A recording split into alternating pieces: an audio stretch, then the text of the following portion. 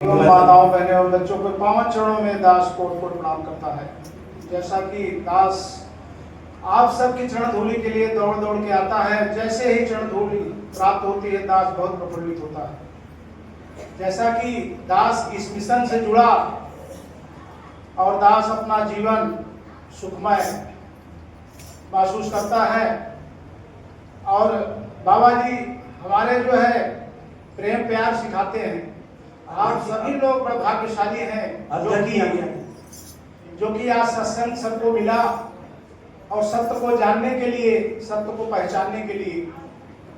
और आज जो है अभी देख दास को एक दृष्टांत नजर आया कि एक पिता को 3 संतान थे और जब वो बुजुर्ग हो गया तो सोचा कि अब हम अपने बच्चों को बराबर हिस्सा बांट दें ताकि आपस में झगड़ा ना करें। पूरी संपत्ति बांट दिया, तीनों को विभाजित कर दिया। एक दिन वो बुखार से पीड़ित हो गया। बड़े वाले लड़के से बोला, बेटा मैं बुखार से पीड़ित हूँ, मेरे को दवा दिलवा दो। कहन पिताजी आज बिल्कुल टाइम मेरे पास नहीं है, कल दवा दिलाएंगे। दूसरे वाले से कहा, वो बिजनेस करता था, कहा पिताजी आज मेरे पास भी टाइम नहीं है। तीसरे वाले से कहा, छोटे वाले से, उसने भी जवाब दिया, किसी ने दवा दिलाया नहीं और बुखार से पीड़ित था। लास्ट में वो अपने मित्र के पास गया, जब देखा तो उसकी हालत बहुत ज़्यादा सीरियस थी। उसने दवा ववा दिलाया, ले आया, घर पे सेवा सत्कार किया। कहने लगा मैंने आपको समझाया था कुछ जो है अपने पास रख लीजिए जो कि अपने बुजुर्ग में काम आएगा, तो आपने किया नहीं। तो कहें चलिए जो बीत गया सो बीत गया, अब बताइए मेरे जीवन जीने का कोई है उपाय? तो उन्होंने कहा है। कहा मित्र मैं एक संदूक लाता हूँ बाक्स, और उस बाक्स में पत्थर और ईंट भर देता हूँ और ताला मार के चाबी आपको देता हूँ। इसको ले चल के जहाँ आप लेटे हो वहाँ चारपाई नीचे रखिए। और जब बड़ा सा बाक्स देखे तो बड़ा बड़ा लड़का जब आया बोला, पिताजी कैसे हैं आप? अभी बुखार ठीक है? क्योंकि बक्से में नजर उसकी पड़ गई।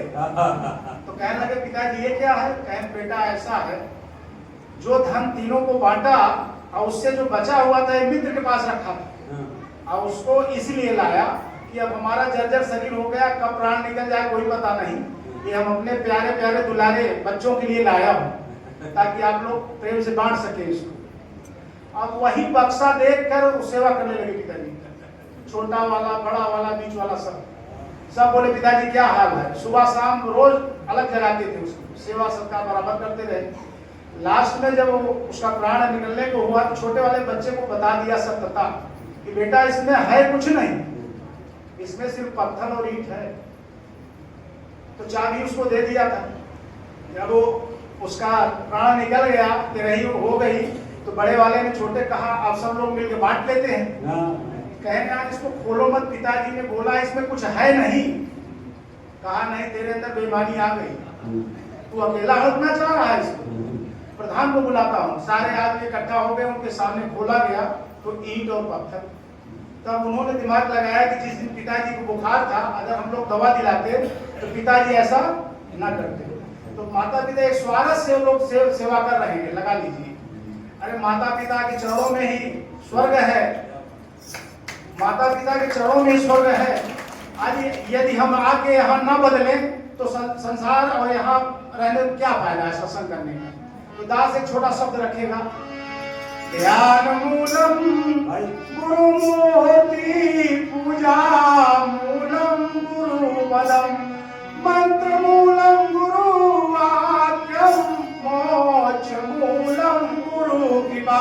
प्रेम सत्कार से बोलिए सतगुरुदेव भगवान की। ये चेतावनी भजन है, जहाँ संत समझाते हैं, साधक संत समझाते हैं कि जो समय मिला है उसको व्यर्थ ना गवाएं। ओ पापी मन कर ले भजन, मौका मिला है तो कर ले जतन। स्वाद में प्यारे पछताएगा जब पिंजरे से पंछी निकल जाएगा। पिंजरे से पंछी निकल जाएगा। ओ पापी मन कर ले भजन, मौका मिला है तो कर ले दर्शन। बाद में प्यारे पछताएगा जब पिंजरे से पंछी निकल जाएगा, जब पिंजरे से पंछी निकल जाएगा। क्यों करता है मेरा मेरा, क्यों करता है मेरा मेरा, ना कुछ तेरा प्यारे ना कुछ मेरा, ना कुछ तेरा प्यारे ना कुछ मेरा। जैसा तू आया है वैसा फिर जाएगा, मुट्ठी बांध कर आने वाले हाथ बनाने जाएगा। बाद में प्यारे पछताएगा जब पिंजरे से पंछी निकल जाएगा, जब पिंजरे से पंछी निकल जाएगा। तो पापी मन कर ले भजन, मौका मिला है तो कर ले दर्शन। बाद में प्यारे पछताएगा जब पिंजरे से पंछी निकल जाएगा, जब पिंजरे से पंछी निकल जाएगा। भाई बंधु तुम कबीरा, तुम कबीरा, ये तो जगेगा झूठा जमेला, ये तो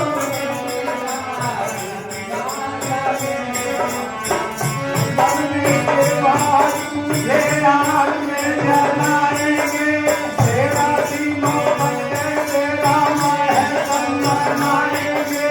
बाद में प्यारे पछताएगा जब पिंजरे से पंछी निकल जाएगा, जब पिंजरे से पंछी निकल जाएगा।